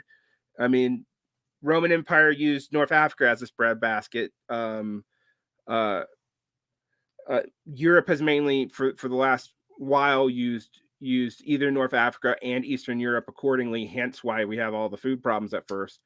Um, but it's also not energy secure. Some of that it can't fix. Some of that's its own fault, because of its greening was superficial. You know, asking Norway to quit getting its own gas off of its coast. For those of you who don't know, Norway's social democracy is basically a gas station. But it's been dying that down for a decade. The move away from nuclear, and for those, I'm one of these people who I'm not a pro nuke guy. I'm also not a rabidly anti nuke guy. My things about nuclear power tends to be, well, it's getting harder and harder to cool the supercoolers, and you're going to eventually run out of uranium. It's not really an answer, but until you develop something else, it's the only answer you probably had realistically had. And you can kind of see that in the difference between France and Germany and the UK and the current energy crisis. But as you pointed out, and as I've been thinking about, because I've heard of this happening before, if it gets too hot, you can't cool off the rods. So then they can't use that power energy. No, I think anyway. there is some. I think Gen 4 or Gen 3.5 reactors do have much less of this issue. I have a friend or two that's much more informed about nuclear than I am. That I can't. I'm not. I've heard that, but I don't know if they're like online yet. Like if we have a lot of them to prove that that's true. I know France was building one, but they had a problem with pouring it or so forth. I'm not entirely sure. I've also heard another interesting theory about some of what is the crisis in the energy markets at the moment. And it loosely goes that since governments for the past 20 years have been speaking a big game about moving towards renewables, this has been like a jawbone maneuver and like an unspoken message to investors within the oil patch or so forth that they shouldn't maintain the patch. They shouldn't maintain the pipelines. You know, if the whole world is moving away from oil, why would we want to invest in this? Why would we want to drill any new wells or so forth? So while the government spoke a big game but did nothing, and the oil patch didn't invest because they thought that it was going to move towards renewables, now we're kind of coming into like a phase this like decade specifically where we didn't build out our green energy grid fast enough, and now it's not really being met by the oil patch either. So this is kind of where we're going into a bit of the energy squeeze. Yeah, that's what I've heard that as well. That particularly in Europe, but in general, there had been counter signaling, which suppressed. It's investment. a very weird niche thing to think about that like you wouldn't much care about at like a surface level. But when you think into like the depths of what it's going to mean for these 12 months, 36 months, 60 months ahead, these kind of things that I don't want to be a problem do manifest in like people can literally not afford to heat their house in the wintertime. Yeah, I mean, I think that's or cool it in the summer. Which, by the way, yeah, I'm not a huge air conditioning fan, but I just want to point out there's whole spots of the country that you live in that and in parts of Europe that if it gets a lot hotter, you literally can't survive there without some sort of air amelioration. Well, and a problem that Bombay is having in India is they changed their building structures to like match Western building design, which minimized what was traditional building styles and heating and cooling mechanisms. And now they're just bolting an air conditioner into every window. And while that maybe makes it a little bit better internally, I mean, it's putting so much energy stress on the grid. But specifically, it's exporting that hot air into the city, which then builds the heat dome, which then exacerbates like the heat dome. So like you can't just put an air conditioner in every window in New York City and then think that you can walk outside in New York City. It's not going to happen. Yeah, no, it disperses the heat into the city itself, which builds a feedback loop. You have, and I even noticed this in the South. Like what? So this I noticed this before I was a leftist. I would just look at the way houses were built before 1950, which were built to accommodate a very hot environment. Mm-hmm. Kitchens were separate buildings. Like, urban planning since post World War II has made that kind of development all but impossible. Modular planning assumes relatively similar conditions in a highly diverse country. So yeah, I mean, these are things, and I don't, I don't know what you're, like, I'm a socialist and a Marxist, but I've been very frustrated by the fact that, like, no one on my, like, people are, it's not true that no one's talking about it. No one is coordinating it and building a political program out of it. People talk about shit all the time. Mm-hmm. But yeah, someone's like, yeah, when I, like, houses used to have big porches. Well, the reason why you have big porches, your house is fucking hot in the summer. Like, you just stay on the porch and you cook outside. And like, when I lived in houses now, I mean, when I lived in the house, I used to think about it. Like, these houses are not built now for either heat nor cool. The only constraint that's really localized is whether or not they build basements. Everything is pretty standard, but that doesn't really make sense because the conditions of the country are radically different from one end of it to the other. And when you go to even a place like Mexico, which is less developed, houses, even when they're concrete poured crap houses, still are built with constraints in mind based on the fucking weather. We don't do that.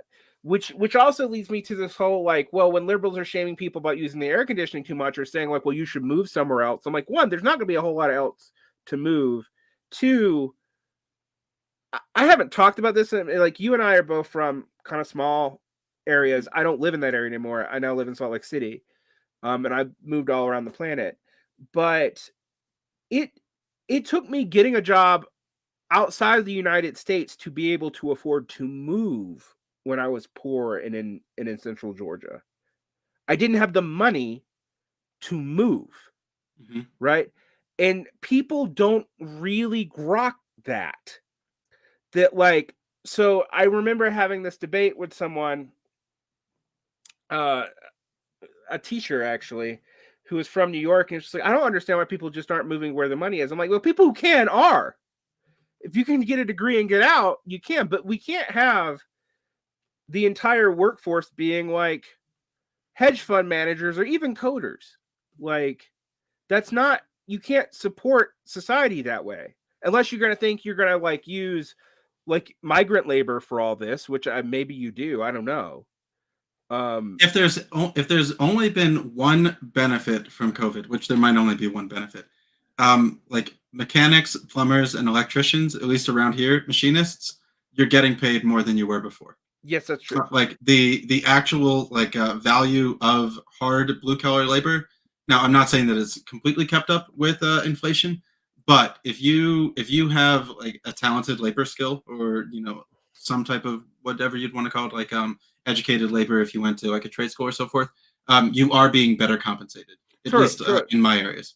That's true here too, and I see it in reflected. I'm a high school teacher. I see it reflected in my students who want to go into blue collar trades because there's money in it right now. Mm-hmm. My only thing is that's about to change because those fields are not recession. Those fields are not just recession non-resistant. They're like, they showed the recession first. Maybe that'll change under current conditions because of scarcity.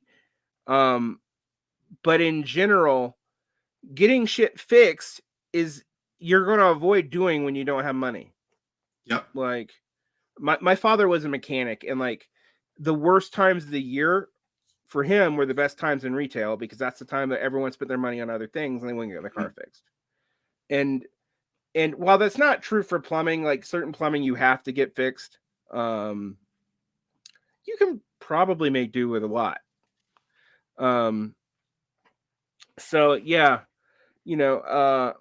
we also had this big push in all these areas for building housing to lower housing costs, but that hasn't really gone anywhere. So how does this all tie into the markets? Well, the one thing I think you and I both agree on is the U.S. The U.S. working class is going to take a big hit in the next 10 years, but we're also going to look good relative to everybody else, which is going to confuse people as to what's going on, I think. It's not even that it's gonna. I'll take a step further than that. It's not gonna confuse them. It's beyond the grasp or even like willingness to think about. Like it's I I live in like Shamokin, Centralia. I go to all these like little Pennsylvania is lovingly called Pennsyltucky. Well, not lovingly, it's an insult. But we're the most densely populated rural state in the country. 5,000 people here, 17,000 there, so forth. Yeah, there's all kinds of. You still have a bunch of mid-sized towns which are not. Yeah, we've got like some 80Ks. Like Wilkes-Barre, Scranton. Yeah, you have also Williamsport. like a bunch of like 20K, 5K, towns. Whereas those areas, like in the South, we used to have a lot of those. They're just dead now. They're just empty. Yep, we still like mine. My town, Pennsylvania, went from I think a peak of 17,000 people. Now we're down to about 6,000. So what was I saying about? Oh, you were talking about how this was gonna lead to like false consciousness or something. Oh, right, yeah, yeah. So like around here, whenever I would try to talk to like people about ecological issues, I tried to go talk to fishermen who were on the Susquehanna River who weren't catching as much, and I would try to say to them, I was like, well, do you think that that's because the river temperature here is about 6 degrees higher than it normally is, and the fish weren't able to adapt fast enough, and then like it kind of began like a collapse of the ecosystem on top of overfishing and so forth, and most of the people that I speak to don't really want to discuss anything that seems to be 1 or 2 steps away from them. It doesn't seem to be something that holds any value, or is like, if that is so far away from me, why would I even care about it in any kind of capacity? And that's what I think is going to happen once again, is instead of trying to like understand it on a broader scale, it's just going to be like, oh, why? That's kind of how it always is around here. What I find interesting though is I think that's also somewhat in the urban, like in the urban core, but in a different way. Like, yes, they understand climate change. Yes, they understand international markets a little better because it affects their daily. But like when you talk about like long-term industrial policy and like, oh, if you just favor California and New York in your policies, then that's going to be a big fucking problem for you. Mm-hmm. Like that also doesn't really translate out. Like it's a different gap. It's like we can think about the huge picture and we can think about the immediate picture, but we can't think about the intermediate, the middle picture at all. And I think that's why that's like the liberal gap, and roughly. And I think the conservative gap is like, no, we're not even thinking about that far ahead. But they're also, frankly, in more precarious situations. So getting them to think about that far ahead is a bigger ask. Oh, for sure. Yeah, which is like, which is why I find it interesting. Like, in the 70s or in the 60s, you and I would have probably been recruited and brought into something because we can clearly, do understand financial analysis or whatever. All right. And they would have taken us out of whatever podunk ass place that we grew up. And I say podunk lovingly because I am from podunk land too. But that's the way it was viewed. Now there's so much of an overabundance and centralization that they don't need to do that. So they have a very this actually is a conservative thing I think is true. They have a very myopic elite now. All right, that is really from one area, and that's the only area it knows. It doesn't really understand the conditions outside of that area. It doesn't really understand the social classes outside of that area. It doesn't know how most of the rest of the country lives.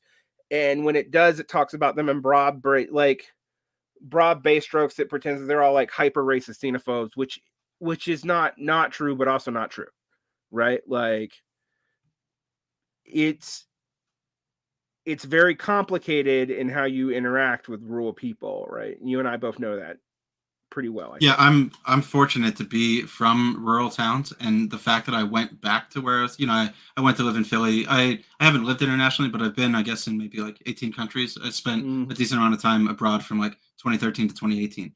And just the fact that like I'm one of the quote like liberal coastal elites that came back home because I cared.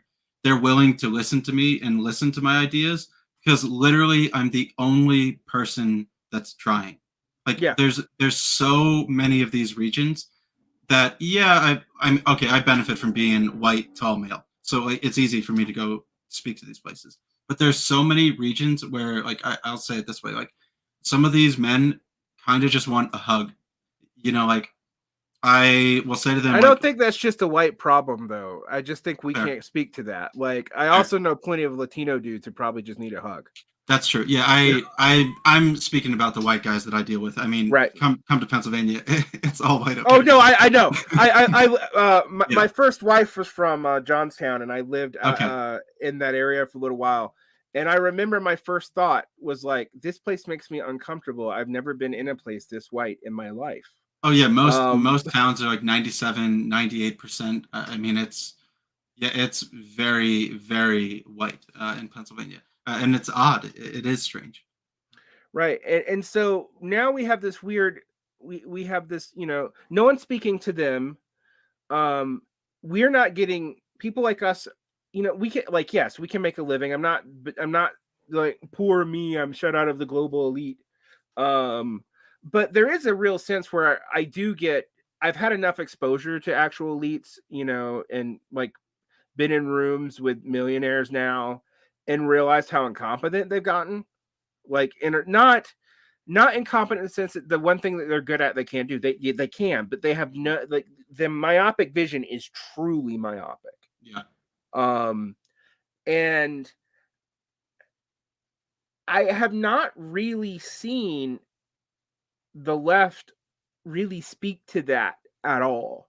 And the only people who do are kind of people like you and me who came from that world, have gone out, and we either come back or at least we're trying to represent it amongst the people where we're on. Like, you have to think about these people. You can't just write them off as vulgar Trumpist. You can't just write them off as racist. Their life expectancy is literally declining, and you're not saying shit about it. Like, that's a big fucking deal. Yeah. Like, Yeah, so most of the workers in my region worked 57 and a half hour weeks, probably had to retire at 57 from an injury. And like I mean, my father he drove for Waste Management, drove from 5 a.m. to 5 a.m. every day. He tore his rotator cuff, bicep, had his foot run over by a forklift one time, fell off the truck another time and broke like all the bones in his wrist and everything. And he had to retire early. And his company, they gave him like a little severance package and just kicked him out the door. So like when you come from regions of the country where you just see like all the broken bodies that then turn to rage and alcoholism, or we're predisposed to alcoholism already, but it manifests in very angry, ugly politics. right, and the only person who's fucking speaking to it is letting people like JD Vance fucking speak to it, right? It's like, Yeah. we should be speaking to that more. Mhm. Like, I'm happy. I'm happy being back where I am because this feels to me where I'm supposed to be. right. You know, it I am ambivalent about it, and I'm ambivalent about having left. But I also, when people are like, "Well, why don't you move to California?" I'm like, that world is too far removed from my world. Mhm. I like also happen to think that Pennsylvania is one of the most important states. I mean, this election, and moving forward. I don't know if anywhere is as purple as we are, and I mean, there is hate for liberals around here. Like, it's Well, I mean, here's the thing. Like, I've also pointed out, I live in super red state country right now, but it's yeah, actually super moderate because the entire political spectrum is captured within the Republican Party, and the moderates win. yeah, But when I'm in Georgia, which is another state that's become super fucking purple, yep, and there's no quote inelasticity in voter identification, like, people, it's literally a matter of who can defeat who by getting them out there, because no one's changing their opinion on shit. mhm, Um, those are important states for how you set up policy, and I feel like they're kind of being ignored because people will play into Georgia because it fits into the narrative. It's about people of color, but even that's not totally honest. Like, for example, yeah, like, all the black cities have always voted Democrat, though, and that isn't what threw the election in 2020. It is Asian and white upper middle class people in the Atlanta suburbs that really changed the voting patterns. And like, I can literally pin down the zip codes. mhm. Um, It was almost the same way with outside of Philadelphia. It was yeah, like Chester, Downingtown, like the suburbs of Philly almost flipped Pennsylvania. And so what I think we're going to see under these financial constraints, to bring it back to the markets, one, I think the Democrats are probably going to manage to hold on to some power, probably not all of it. But that's going to save them because it saved the Obama presidency too. I think the reason why Obama got reelected in 2012 and the reason why we have positive opinions of him is he basically got attacked for 6 years. And that makes people predisposed to liking you. That was also true for Clinton. Those presidents, however, don't fare well under the microscope of history. Like when we look back even 4 or 5 years later, we're like, why didn't they do more? Or, why were they so anemic in their policies? We needed more then and we needed better. And I was even saying that at the time. But I'm like, there's almost no incentive for them to do that. And yet, because they're under attack, it makes them more personally popular. And I think Democrats have learned that, which means you have a situation where neither party has an incentive to promote any kind of substantive agenda outside of executive orders, and they know the executive orders are probably going to be reversed so they can use them as publicity stunts. And if people don't see some of what Biden's done as similar to some of what Trump's done, and they kind of know they're going to get reversed in the courts, you guys really aren't paying attention, and you're not linking these patterns beyond partisan identification. And as long as you're stuck in that, you can't see how this is playing out and how this is playing out in the markets, because that's really what matters, right? Doesn't it suck that the market actually matters?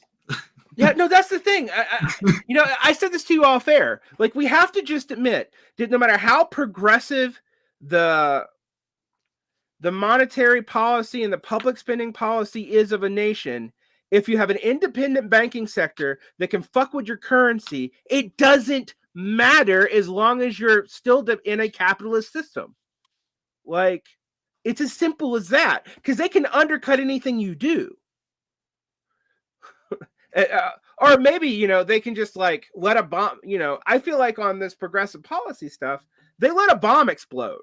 They've been kicking down the can as soon as labor, and not just from Democratic policies, because it mostly wasn't from that. As soon as labor had any leg up, they let the bomb blow up.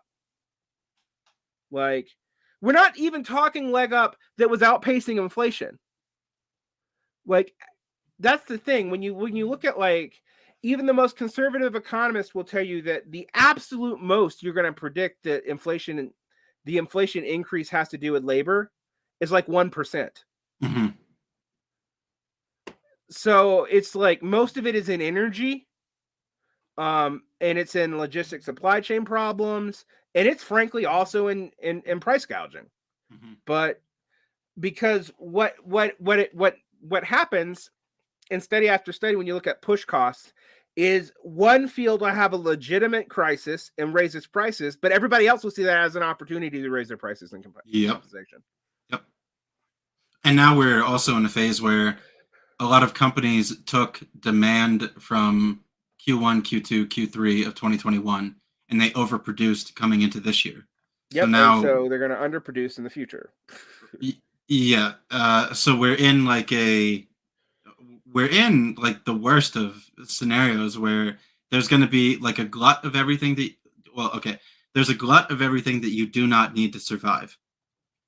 Yet everything that you need to survive is going up in cost. So this winter, like, I am doing a good job, but I kind of like, if I'm going to give any piece of advice to people, don't be too tempted with buying all the cheap shit that is on sale and on offer this winter time, because everybody is trying to liquidate their wholesale and inventories. But our food is going to, in my opinion, continue to go up. Our energy costs are going to continue to go up. Yeah, and food inflation right now is at about 13%. Right. Yeah. Like, it's not at the 8 that you're hearing about. I will say this: aggregate inflation is deceptive. I will say also, this is one of the only times where healthcare is relatively cheap, and I only mean that because it's only experiencing like 5% inflation as opposed to its normal. I didn't understand. Alcohol is only 4.1%. So yeah, pray to the beer gods. Thank you all. And expensive steaks have not gone up either. but all other meat has. So if you can afford your porterhouse tomahawk, and if you can drink a lot of liquor. And an interesting thing about this is I'm trying to start like a no-till farm. That was kind of like most of the work that I did. 100-foot beds, strip tape irrigation in between them. Uh, the one silver lining of, I guess, like current food inflation at the moment is that style of agriculture has not really gotten any more expensive.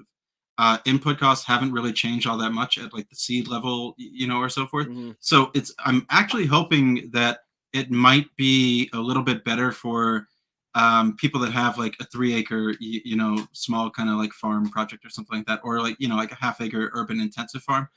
It seems to be that they may be able to survive a little bit. Oh, man, I went to so many farmers markets across the United States, and I saw long faces of so many farmers that just could not survive.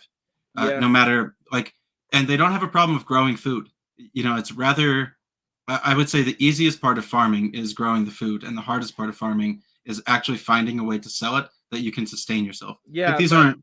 Yeah, go my ahead. best friend left. One of my two best friends left DC as a biostatistician and became a boutique garden farmer. And Oh, I cool. also say, like, for sustainability's sake, she's like totally focused on like low water crops and this Mhm. and the other. And I will say she's okay, but she's telling me about what's happening to the bigger farms, Mhm. and they just can't get stuff out. Their economies of scale are just fucking up. And out here in Utah, we've had an epidemic of farmer suicides now for like 5 years. I mean, we have an epidemic of suicides in general, but like Right. some of that's geographic, honestly, but not all of it. Um, uh, so it's I actually, you see this in the one, that's another area where food hasn't gone up that much. Fresh vegetables are now actually relatively cheap compared to everything else. Mm. So this is a time to eat like a dirty hippie. Yeah, Um, I noticed that when I went up to my like local uptown farmers market, they sold like it was one of the biggest heads of broccoli that I ever saw for like $1, and I'm just like, man, like here's 3. Like I know that you cannot survive, like because I've spent like 3 hours straight picking spinach, and I know that there's only so fast that you can go. oh yeah, Um, I'm a gardener, and Very and cool. and um I've been into it since I came back to the States, because not because I think it's an answer to our political problems, I don't. But I have, before everyone freaked out over COVID, I'm like, you know what, maybe I should grow some of my own vegetables, because modern tomatoes taste like globes of sadness.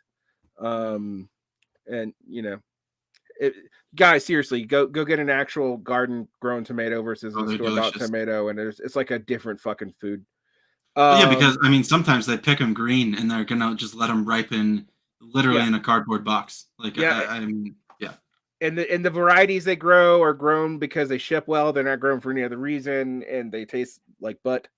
Um, but knowing that, I also know how much work goes into agriculture, and like that's what I'm like, dude. You have no idea how hard it would be. Like all this small farmer myth stuff. Interestingly, I think we might see it come back, but unfortunately, it's been associated with bouginess, really. Yeah, we were Um, putting in about probably 180 to 200 hours of labor a week on the farm in Colorado. And on a good week, they were making maybe like $2,500 or $3,000, maybe. Um, it's very time intensive to do any type of labor work as such. Yeah, it's tough. And a lot of what people don't understand, why migrant labor has always been used in this, unfortunately, is that a lot of it's not automatable.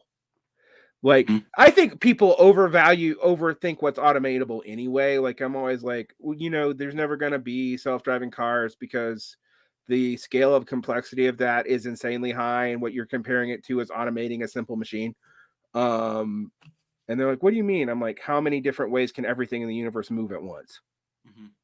That's not possible to calculate. I'd be, Um, I take a little bit. I think that it can be done at a municipal level or like at a regional level, meaning like my town is like a postage stamp. It's like basically a square mile, and everything is just perfect grids. I think that we could have some type of system here, but it's not an important quabble to have. That's a different quabble. But I don't think we're going to do that anyway, because I also just think we're not going to have the investment for the kind of, like, even if it was possible, our investment excess is going to go away. Mm-hmm. And climate change is still coming, and we're still kind of like, the entire world has finally, I mean, I do think denial is less common now amongst policymakers, even conservative ones. I don't think I actually have evidence that it's not less common amongst common people. And in fact, one of the scarier things is actually belief in global warming as a threat has declined as it's actually happened. Yeah. Yeah. Like, What was it, like seven? that's It was like 17th on the list of most important or something when they did like a right. big poll of people. And it's like, I remember, I won't like mention their name. I met they're a liberal content creator. And I was asking them, like where is like climate change, on your list of like most important things? And they're like, I don't know, it doesn't even like make it into my top 10. And I'm just like, wait a minute, how can you have a brain, be informed, be like capable of understanding information, and not have it at least within your top few? Um, it's kind of odd to me.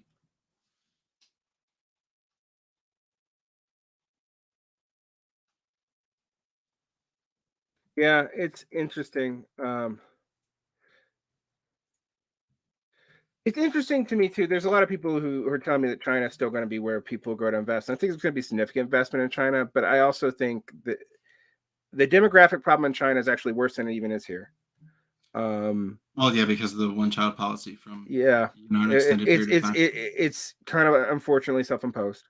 Um, the the growth rates are slowing dramatically, and there is fear from outside investment, and this is what's important, that the Chinese government will not exploit their ownership of assets.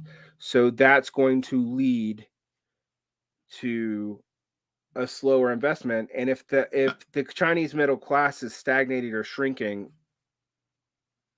which we have no evidence that it is yet, but it's hard for me to imagine that it's not going to be hit by this coming super recession. I think the opportunities just aren't there in the same way. However, China's going to be the next major power to the U.S. Like that doesn't change. I, however, am worried that the decisions we're going to make in the next 20 to 30 years are going to be, none of us are going to be superpowers by the end of this century, because none of our nations are going to survive it. Right? Like, there's a real chance that that you're going to see, like you saw in the end of the 19th century, a great geopolitical cracking up and reforming. You had your hot take on the EU not lasting through the decade.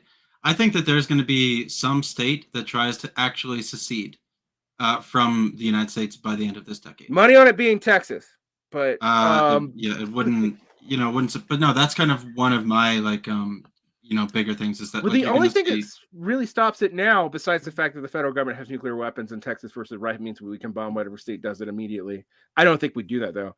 What I think stops it now is that most of these states are dependent on the dollar, because like Right. the New York, like whenever California threatens to leave and brings that California Republic stuff up, I'm always like, yeah, but if you leave the dollar, that 1/5 of the economy you control immediately evaporates in a second.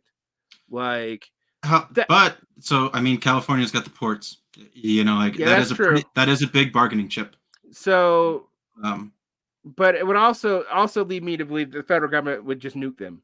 well, yeah, we can't afford to lose the port of LA, more or less, like as a nation. It's too critical a piece of infrastructure, almost in a similar way that I don't know, we can lose Texas oil and make up for it, but we cannot exactly lose California ports. Um, Yeah. Well, but that's also why I think it might be Texas to be the place to go first, yeah, because they're the one that we actually could lose. yes. Um, uh, but I also could foresee, like, I'm reading books now that are like, well, what if the United States forms an EU with like state blocks being kind of as an intermediary, and I'm like, oh God. Like, so there are plans to like regionally balkanize us into subgroups that have like a rough trade agreement with each other, which is the opposite of what I want. Like, I want North America integrated and like Mexican citizens to have like equal voting power to U.S. citizens, but like that will just freak everybody out. So I do see that. I do see balkanization as a real possibility for almost every major power, because multipolar shifts. People talk about multipolarity all the time, and I'm always like, well, you know, the unipolar world was kind of a barbaric disaster.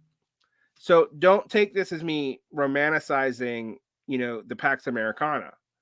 But if you look at what happens during multipolar shift, that's when entire empires crumble in a few years, because the weirdnesses and complicatedness of the polarity shifts start breaking everyone apart and pulling them in different directions. And we don't know what that looks like when you have nuclear armed nation states. We have no idea. Yeah, what's with everybody being like so calm when the minutes to midnight clock is the highest that it's ever been, when financial markets are, I think, provably as stretched thin as they've ever been, when climate change is worsening at a rate, you know, that it wasn't yesterday. It gets worse every single day. It kind of shocks me that a lot of we'll just call them the online people I can't really meme. Like I can't exactly engage in like a lot of the things that get engaged with, because I'm just like, every warning sign is here for us, like, you know, critical alert imminent type thing. It's even at 20s. What's that? Like, since capitalism, usually the 20s is a bad decade. Yeah. No, I mean, like, the 1820s sucked.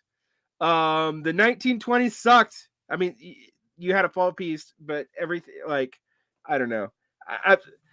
That's a totally ascientific statement. I don't really believe it, but it is sort of like, I'm looking at waves, and I feel like we're seeing everyone be calm because they're literally looking at a crisis so complicated, and they personally have, like, this is one thing I'm pointing out to people. Politics right now is weird because people are more invested in their political identity than ever, but they actually have less political power than they've ever had. Yeah. Like, so that's why you can have insane politics, because you have no investment in the outcome, because you have no effect on what people act like, what our leaders actually do.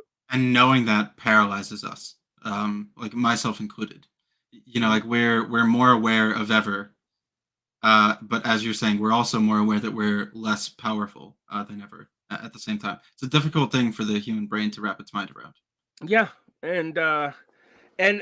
And you know, to say the other thing that I'm going to say to wrap us around, quick fixes like Bernie Sanders, and I'm not saying this to knock on Bernie, but it was an attempt at a quick fix, often do not have the groundwork laid for them to where they could even possibly work. All right. Like even if we'd have got Bernie into office, I'm just thinking about what the Democrats would have done to him. And people like, well, you know, Trump moved the party. Like, Trump didn't really move the Republicans that much. They were moving some ways already. And there a whole lot of stuff that's unique to Trump did not happen. Like, so you can only do the insider outsider card for so long. So what I say is, like, the reason why I say this is a paradox. We need action more than ever before, but we also have to build slowly and locally more than ever before, which is hard to do, because I'm asking people to be like, no, don't do the localism of the 70s through the 90s, but also don't just think you can run a national candidate and change American politics overnight, because that's not going to fucking happen. Like, and particularly when I'm saying you have to build this on a world scale with international alliances and like coordination with groups outside of the United States, you're not going to do it just by a presidential candidate. And that, I think that's a double bind, because I'm saying you have to act fast, but what you have to do to act fast requires slow, patient building, which we haven't been doing. So we have more to build and less time to do it in, and it's going to require a lot of patience. And when I say this, that's when people accuse me of being vague. I'm not being vague. I am being honest about the scale of the problem. And to go all the way back to what we're talking about right now, back to financial markets. What can any of us do, even if we got elected, like today, even if all the smart people who understand how money works and we're all good leftists and we want to invest in whatever, what are we going to do about the Federal Reserve Bank without causing a goddamn constitutional crisis? Mm-hmm. Almost nothing, because the only way to fix it is literally an amendment to the Constitution, which means the scale of that is way greater than getting into the executive office. But if you don't do that, the Fed can fuck up any policy that you try to do, and the courts can undercut any executive position that you try to push, etc. Right? Yeah, no, I mostly agree. It's I deal with the difficulty of trying to do things here and hearing that like climate clock ticking, at nighttime as you lay your head down to rest. Because that's how I got involved. I think the moment that made me an environmentalist was playing Final Fantasy VII a very, very long time ago and trying to stop the Shinra Corporation. You and I are about the same age. I'm 33. Yeah, I'm 33. Oh no, I'm older. I'm like significant. You're what? 33.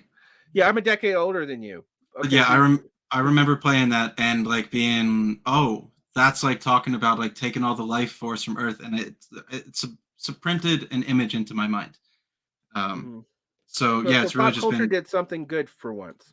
Yes, it did. Yeah, it did. So shout out to Final Fantasy VII if anyone's looking for. For me, it was Fern and Gully. Okay, that's not really a joke. Even when I was a conservative, I considered myself an environmentalist, and I was concerned about climate change. Okay. I just thought it could be answered nationally, right? Which it can't. It just can't. But, I need to wrap up and get going. Yeah, I know. You got to stream. We've been on for 2 hours anyway. Thank you for coming on. For those of you who missed it, go back and watch the first hour, because that's when we actually talk about how there's a backdoor bailout going on of the banks through the buying of government bonds, which means that most people and most countries are going to get hurt, but our banks aren't. And people can check out you. You're a streamer. Where do you stream? Yeah, thank you. I really appreciate you reaching out to me. We had a good back and forth on Twitter, and we've engaged once or forth on Twitter before. I stream on Touring News on Twitch, or you can find me on YouTube and this kind of stuff. And it's a little lower of a level of conversation than Varn is capable of having. You've read a good amount more books than I have. That's fine. I'm happy with where I'm at and everything. But it's really just like I want to get people aware of kind of like the crashing waves that are coming towards us, so we can survive through like the next 6, 12, 18 month cycle and so forth to like resume our building. Go ahead. No, I don't mean to interrupt you. I just want to give you credit. You know more about fiscal policy than a lot of academics have had on my show. Oh, thank you. So well, I just stared from watching the news, but still, you're paying attention. Yeah, I stared. I streamed for like 4,000 hours over about 3 years, and I kind of just I stared at this kind of stuff. So if you read enough papers, some of it's going to stick with you. And yeah, it's just it's one of the things that I know that we don't like to talk about money all that much, and I know we don't like to talk about finance all that much. But like, as you have lived internationally, and as I've been internationally, it helped us understand that what our system does more impacts outside of us. That maybe that'll be like a great way to end it. Like whatever policies that we choose to do in the United States, it has an impact on the United States working class. But my opinion is it has a greater impact on the working classes of the other nations. Absolutely. And somebody a long time ago, they said like a bad quote of like, it's the United States dollar, but it's your problem. Like we didn't get into euro dollars, and we didn't get into like international debt denominated in dollars as to why there's like a dollar crunch and a global sovereign crisis and so forth. But like we are, the best thing that we do is export our problems to everyone else. And I've got too many friends whose families are being, taken under internationally. I know too many people in other countries that are just being destroyed by this crisis. So that's why I like to cover, climate change and like the money and the macroecon and so forth. So I really appreciate you giving me a platform to come and share for a while today. Yeah, I wanted to get to that, and I also knew that you actually care about Rust Belt issues, and like if we can get those people to care about this, because the one thing I will say, it's like I used to argue with poor white people about anti-racism. Whatever happens to poor black people, and I'm being specific about their class too, is going to happen to you eventually. Mm-hmm. Like, and we see that over and over and over again. Whatever happens to most of the global proletariat will happen to a good portion of the imperial core proletariat too. It won't happen to all of it, but it will happen to a lot of it. But our rich will still be fucking richer, and it'll still be a good place for investment because of that. Yep. Yeah. Thank you for coming on. Check out your stuff. I think your channel is underwatched. Follow him. You can follow him on YouTube if you're also not a Twitch user. I'm old. I'm technically on Twitch, but I don't understand it. I play with it like this. So it's the way I play with TikTok. So follow Brad. Follow his Twitter too. You can find him at where we're gonna find his Twitter. It's Touring News 1, and I hope to be able to repay the kindness to you at some point. Maybe we can collaborate again in the future. But I really much did appreciate this. Thank you for coming on. If you don't know, I gave him a half an hour's notice. So I'm gonna let him stream and run his channel. Thank you so much. All right, I'll see you soon. Thank you. Yeah. Bye-bye.